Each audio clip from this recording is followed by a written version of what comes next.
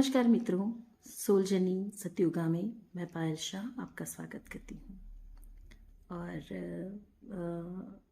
Past life regression या past life subject को discuss करते हुए हम नेक्स्ट टॉपिक पे आते हैं कि ये री इनकारनेशन वर्ड क्या है।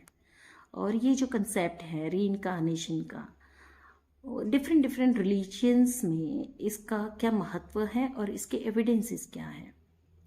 री इनकारनेशन यानी कि फिर से पैदा होना, फिर से जन्म लेना, इनकारनेट होना, री इनकारनेशन फिर से आना, री इनकारनेशन, री बर्थ, पास्ट लाइफ या फिर पुनर्जन्म, ये इस शब्द सारे एक ही बात को दोहराते हैं, बताते हैं। और ये कंसेप्ट कुछ ऐसा नहीं है कि मॉडर्न साइंस में, मॉडर्न युग में ही इस पे काम हो रहा है या बिलीफ में आ रहा है। रीइंकारनेशन या ये पास्ट लाइफ जो शब्द हैं या ये जो पद्धतियाँ हैं या समझ लीजिए ये विषय एंशिएंट टाइम से चला आ रहा है।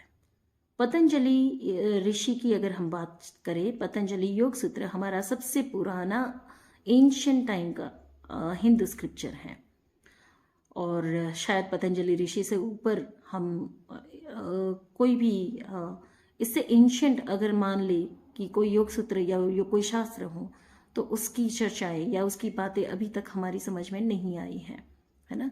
तो पतंजलि योग सूत्र को तो हम सभी मानते हैं, जहाँ पे कोई विवाद नहीं है। पतंजलि योग सूत्र हिंदू स्क्रिप्चर है, ये भी बिलीफ में है, ये भी हमारी मान्यता में आता है, क्योंकि पतंजलि ऋषि के बारे में हम सभी थोड़ा बहुत तो जानते हैं, है ना। तो पतंजलि योग सूत्र में भी पास्ट लाइफ रिग्रेशन के सब्जेक्ट को प्रति प्रसव के नाम से जाना गया है। उसका उल्लेख आपको वहां पे भी मिलता है। प्रति प्रसव मतलब बर्थ से पहले की अवस्था, प्रति प्रसव यानी कि जन्म से, बर्थ से पहले की अवस्था, यानी कि यौगिक पद्धति के द्वारा पतंजलि योग सूत्र में ये बताया गया है कि कुछ यौगिक पद्धतियां हैं, कुछ योगासन्स हैं, पद्धतियां हैं जिसके जरिए आप अपनी जन्म से पहले की मेमोरीज को रिकॉल कर सकते हैं। उसके बाद बात करते हैं जैन स्क्रिप्चर की। जैन स्क्रिप्चर में भी भगवान महावीर ने अपने 27 जन्मों का उल्लेख किया गया है। जैनिज्म में भी माना जाता है कि भगवान महावीर ने अपने इस धरती पे जिए हुए 27 जीवनों को जब देखा और उन जीवनों में किए हुए कर्म या उसके परिणाम स्वरूप जो बाकी के जीवन उनके सामने आए, तो कर्म बंधन धीरे धीरे उनके कटे। 27 जीवनों का उल्लेख भगवान महावीर के यानी कि जैनिज्म में भी आपको देखने को मिलता है। ये दूसरा एविडेंस हो गया जो अपने रिलीजियंस के आधार पर हम जान सकते हैं कि पूर्व जन्म या पास्ट लाइफ के एविडेंसेस के तौर पे हम इसे गिन सकते हैं। इसके बाद बात करते हैं बुद्धा की। बौद्धिस्ट धर्म में बुद्धा ने भी जब ध्यान की गहरी अवस्थाओं में अपने पूर्व जन्म के संस्कारों को देखना और उन कर्म बंधनों को काटना शुरू किया। जातका टेल्स नाम की उनका जो स्क्रिप्चर है उसमें भी आपको बुद्धा के 47 लाइफ्स को नरेट किया गया है। और उनके जो पूर्व जन्म है या उनकी जो पिछले जीवनों के जो कहानियां हैं या बातें हैं वो आपको जातका टेल्स में भी पढ़ने को मिलेगी। तो पतंजलि हिंदू स्क्रिप्चर है, जैनिज्म एक पूरा संप्रदाय है, बुद्धिस्ट एक संप्रदाय है, यहाँ तक कि कृष्ण ने भी गीता के ज्ञान में कर्मों के संबंध में काफ़ी कुछ कहा हुआ है और जीवन और मृत्यु के रहस्य के बारे में भी बताया गया है। पास्ट लाइफ कंसेप्ट हमारे रिलीजियस हिस्ट्री में कोई नया नहीं है। ऐसा नहीं है कि आजकल की ये बातें हैं या मॉडर्न युग में ही इस कंसेप्ट को माना गया है या इसके ऊपर काम किया जा रहा है, ऐसा नहीं है।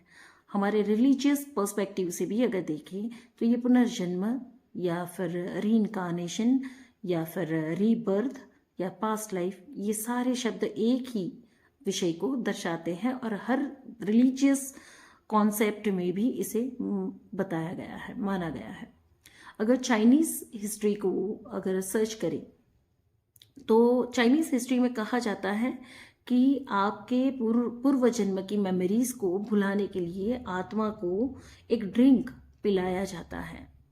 और उनकी जो देवी हैं, जो वो द लेडी ऑफ फॉरगेटफुलनेस, यानी कि सब कुछ भुला देने वाली जो देवी हैं, वो आपको ये ड्रिंक पिलाती हैं ताकि आप व्हील ऑफ कर्मा, यानी कि नए जीवन के जो मुकाम है, नए जीवन को प्राप्त करने वाले व्हील पर चढ़ पाए आप। तो wheel of evolution, wheel of Karma. और ये चाइना की हिस्ट्री में भी पास्ट लाइफ कंसेप्ट को इस तरीके से बताया गया है कि पिछले जन्मों की जो मेमोरीज हैं उसे भुलाने के लिए आपको एक ड्रिंक पिलाया जाता है, जिससे आप पिछली मेमोरीज को भूल जाते हैं और नए जीवन में एंटर कर जाते हैं। सब कुछ भूलकर आप नए जीवन को जीते हैं और आपको ऐसा लगता है कि बस आपका अस्तित्व यही है, यही जीवन है आपका, और पिछली कोई यादें आपको बिल्कुल नहीं आती। हर रिलीजियस हिस्ट्री को अगर देखें या हर धर्म के हर क्षेत्र में अगर आप जहाँ खोजबीन करेंगे तो कहीं ना कहीं पे जन्म और मृत्यु के रहस्य को जानने की चेष्टाएं की गई हैं।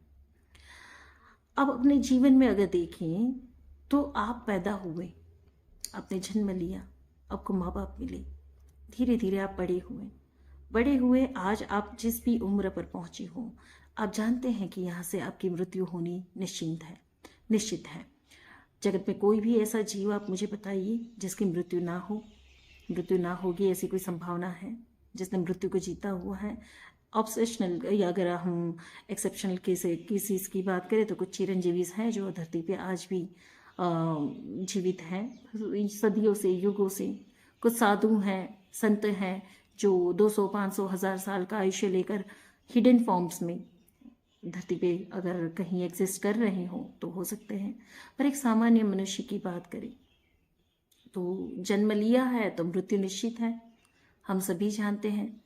और मृत्यु के बाद हम कहीं जाते हैं, कहीं पहुंचते हैं और फिर कुछ और होता है। क्या होता है ये आपके लिए रहस्य है, आज भी उसे जानने की चेष्टा की जाती है। बहुत खोजबीन होती हैं, आकाशिक रिकॉर्ड्स को खोजते हैं आप, लाइफ बिटवीन लाइफ के स्टेट को जानने की कोशिश करते हैं।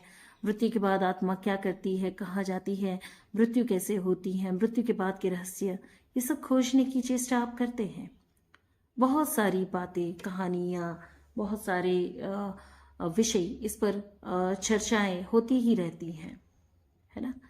पर पर्सनल एक्सपीरियंसेस के साथ अगर आप आगे बढ़ें तो इन रहस्य को खोज पाना आपके लिए भी सरल हो सकता है। अगर आप जानना चाहें, अनुभव करना चाहें तो आप इसे प्राप्त कर सकते हैं कि मृत्यु के बाद क्या होता है और इसके बाद नया जीवन आप कैसे धारण करते हैं। बस ज़रूरत है इस पर विश्वास करने की। विश्वास करने का मतलब ये नहीं है कि आप मान लीजिए कि पास्ट लाइफ जैसा कुछ होता है या आप मान ही लीजिए कि रीबर्थ होता है। विश्वास ऐसे नहीं करना है। विश्वास ऐसे करना है कि हो सकता है जो मेरी जानकारी में ना हो वो असत्य हो सकता है जो मैं नहीं जानता हूं पर ये बड़ा रहस्य एक दिन मैं जान पाऊं।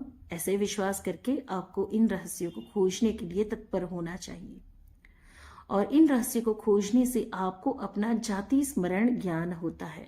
जैनिज्म में इसे पास्ट लाइफ रिग्रेशन सब्जेक्ट को जाति स्मरण ज्ञान के नाम से कहा गया है। जाति स्मरण यानी आप अपनी जाति, यानी कि आप क्या है, स्वस्वरूप आपका क्या है, उसका स्मरण करना। इस धरती पे आपने कितने जन्म लिए, किस किस रूप में लिए, स्त्री पुरुष किस रूप में लिए, किस किस जीवन में किस प्रकार के कर्म बंधन हुए और उस कर्म बंधन की वजह से आपकी ये जीवन और मृत्यु की साइकिल अभी भी अविरत चल रही है। इन विषयों का ज्ञान प्राप्त करना, आपने अपने सारे जीवनों को खोल देना, धरती पे कितने जीवन जिए हैं और कितने संभावित है, इस ज्ञान को खोल देना। इस ज्ञान को खोलने से एक व्यक्ति की आंखों के सामने उसका भूतकाल, उसका वर्तमान और उसका भविष्य स्पष्ट हो जाता है। भूत, वर्तमान और भविष्य से ऊपर उठ जाता है। इस वजह से भी इस विषय को डीपली स्टडी करना जरूरी है। तो बने रहिए मेरे साथ, ऐसे ही विषयों को हम और डिस्कस करते जाएंगे और कुछ विजडम मैं आपसे शेयर करती जाऊंगी।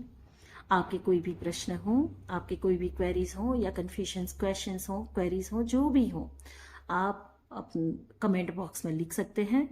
प्रश्नों को पढ़ते हुए मुझे जिस भी विषय पे क्लैरिटी देने की इच्छा होगी या मुझे लगेगा कि ये सबके हित में हो, तो मैं उन विषयों को डिस्कस कर सकती हूँ, मैं आपसे शेयर कर सकती हूँ।